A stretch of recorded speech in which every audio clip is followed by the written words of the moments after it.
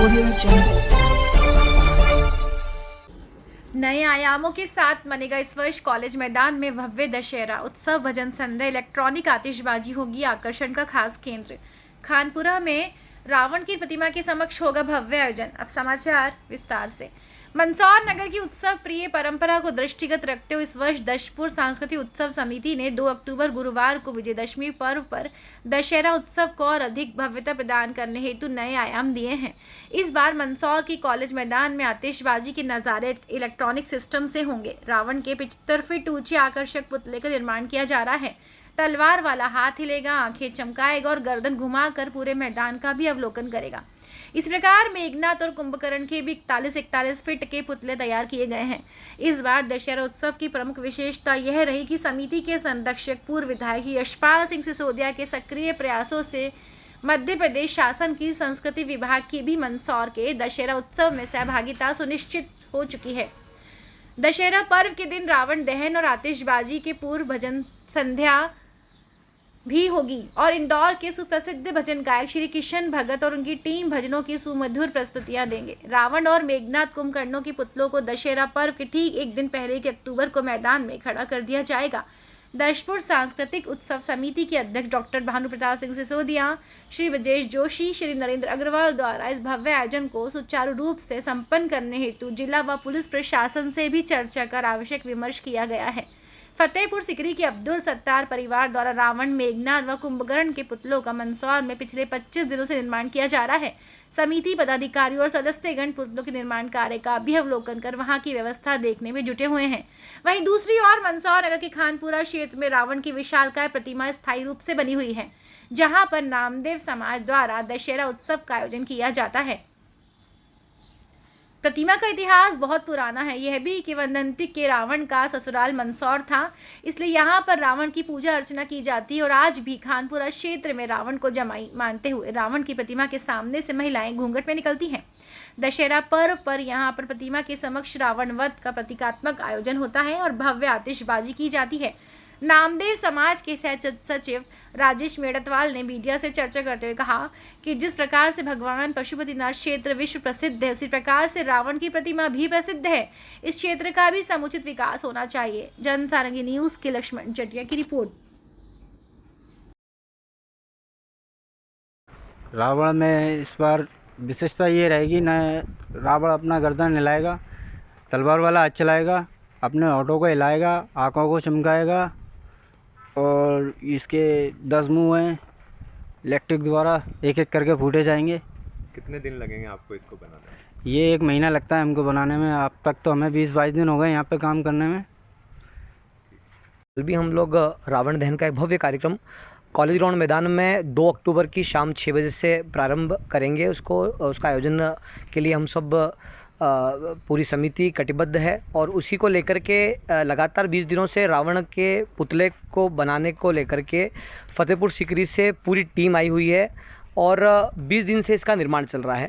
और कल रात को वर्षा हो गई थी, तो उसको देखने के लिए समिति बड़ी चिंतित थी। उसी को लेकर के हम निरीक्षण करने आए थे कि कहीं पुतले को कोई कुछ नुकसान तो नहीं हुआ, लेकिन ईश्वरीय कृपा है और सब कुछ ठीक चल रहा है। और हम सब पूरी दशपुर सांस्कृतिक उत्सव समिति का एक कार्यकर्ता हम सब इस प्रयास में लगे हैं कि इस कार्यक्रम को, जो इस शहर की मुख्य कार्यक्रम है, सबसे बड़ा कार्यक्रम है, जिसमें हज़ारों की तादाद में मंदसौर नगर के और आसपास के लोग आते हैं और पूरे संभाग का अगर मैं कहूँ तो भी गलत नहीं होगा कि सबसे बड़ा रावण दहन का उत्सव यहाँ पर मंदसौर बनाते हैं। और मंदसौर का एक अलग लोगों का एक उत्साह रहता है रावण दहन को लेकर के, क्योंकि पुरानी मान्यताओं के हिसाब से भी रावण से मंदसौर का एक जुड़ाव है और उसी को देखते हुए पूरी समिति दिलो जान से लगी रहती है। और उसी को लेकर के इस बार हमने नवाचार किया है। पिछली बार हमने हनुमान चालीसा का कार्यक्रम करवाया था, जो बहुत ही उसको लोकप्रियता हासिल हुई थी, और इस बार हम ये प्रयास कर रहे हैं कि इस बार का कार्यक्रम शिवमय हो जाए और उसी को लेकर के महाकाल के भक्त और बड़े प्रसिद्ध भजन गायक किशन भगत जी आएंगे। और मेरा आपके चैनल के माध्यम से आग्रह है मंदसौर की जनता से कि आप 6 बजे तक मंदसौर के इस कॉलेज ग्राउंड मैदान में पधार जाए। हम किसी भी हालत में 6:30-7 बजे तक इस कार्यक्रम की शुरुआत कर देंगे, क्योंकि समय कम रहता है। उस दिन लोग अपने घरों पर भी हम कोशिश करते हैं कि लोग घरों पर भी टाइम से चले जाए। हम भी चाहते हैं कि जल्दी कार्यक्रम की आयोजन हो जाए, इसलिए आपके माध्यम से मेरा आग्रह है 6 बजे तक वो आ जाए। हम इस कार्यक्रम की शुरुआत करके एक अच्छा मैसेज पूरे क्षेत्र में देना चाहते हैं। समय पे भी कार्यक्रम हो जाएगा, हम सब आनंद की अनुभूति साथ मिलकर रह के लें। और इस बार की आतिशबाजी में भी हम लोग बहुत परिवर्तन करने जा रहे हैं। हमें पूरी हमारी कोशिश है कि लोगों को उत्साह, आनंद आए और संस्कृति से युवाओं का जुड़ाव हो जाए। नामदेव समाज यहाँ पर प्रतिवर्षानुसार जो दशहरा उत्सव की परंपरा का निर्वहन करता है और इसी के तारतम्य में यहाँ पर रावण महाराज की पूजा होती है। ऐसी किंवदंती रही है कि रावण को मंदसौर शहर का जमाई मानते हैं और उसी बात को ध्यान में रखते हुए यहाँ पर, चूँकि मालवा की परंपरा है, यहाँ पर हम सभी जानते हैं कि जमाई की सम्मान किया जाता है, पर्दा किया जाता है, घूंघट किया जाता है और पूजा अर्चन भी की जाती है। उसी को ध्यान में रखते हुए यहाँ पर दशहरे के दिन सवेरे रावण महाराज की पूजा अर्चन की जाती है। उनके पाँव में लच्छा बांधा जाता है, मंदसौर शहर के सुख समृद्धि की कामना हम करते हैं। और साथ ही गोधूली बेला में शाम को राम रथ के साथ यहाँ पर अखाड़ा आता है और रावण वध की परंपरा का निर्वहन यहाँ पर किया जाता है। कितने वर्षों से परंपरा निभाई जाती है? ये कई वर्षों से परंपराएं निभाते आ रहे हैं। निश्चित ये कि ये कहा जा सकता है कि लगभग 300-400 वर्षों से तो ये परंपराएं चलती हुई आ ही रही होगी, क्योंकि इसकी पुरानी वाली प्रतिमा भी बहुत पुरानी यहाँ पर थी। हमारे पुरखे भी इस बात का उल्लेख करते रहे हैं। कितना फीट का है ये? ये रावण जो है 51 फीट की प्रतिमा ये है। इसमें जो है 10 मुख होते हैं। आप लोगों को मैं एक विशेष रूप से एक बात और बताऊं, आप इसकी प्रतिमा का मुख्य चेहरा देखेंगे, उसके आजू बाजू में 4-4 मुख लगे हुए हैं। तो ऐसे गिनेंगे तो नहीं दिखेगा, लेकिन मुख्य प्रतिमा के ठीक ऊपर एक गधे की प्रतिमा भी बनी हुई है। वो इस बात का प्रतीक है कि जब व्यक्ति के मन में अगर गधे जैसी बुद्धि हो जाए या कोई अहंकार आ जाए तो उसका प्रतीक के रूप में वध भी करना चाहिए। इसी परंपरा का हम यहाँ निर्वहन करते हैं। और रावण की जो प्रतिमा है, सवेरे पूजन अर्चन होता है और शाम को गोधूली बेला में प्रतीक के रूप में वध किया जाता है। कुछ पैर में भी इनके लच्छा रहता है, उसका क्या महत्व रहता है? हाँ, लच्छा यहाँ पर ऐसी मान्यता है, ऐसी किंवदंती भी कहते हैं कि उसके पाँव में लच्छा बांधने से मन्नत भी पूरी होती है।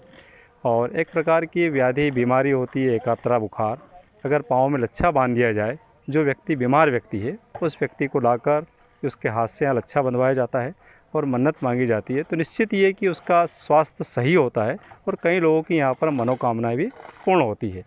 देखने में आता है कि साल भर तो रावण जैसे स्थिति में खड़ा रहता है, क्या इसका विकास होना चाहिए, थोड़ा सौंदर्यकरण होना चाहिए? बिल्कुल होना चाहिए, चूँकि ये एक ऐतिहासिक प्रतिमा है और ऐसी ऐतिहासिक और धरोहर वाली प्रतिमाओं का संरक्षण होना चाहिए।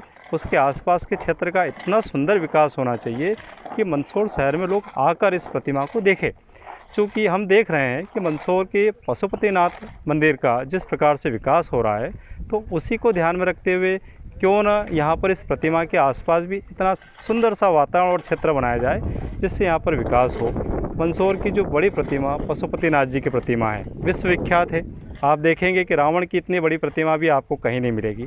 तो निश्चित ये कि भक्त और भगवान का संबंध भी यहाँ पर है।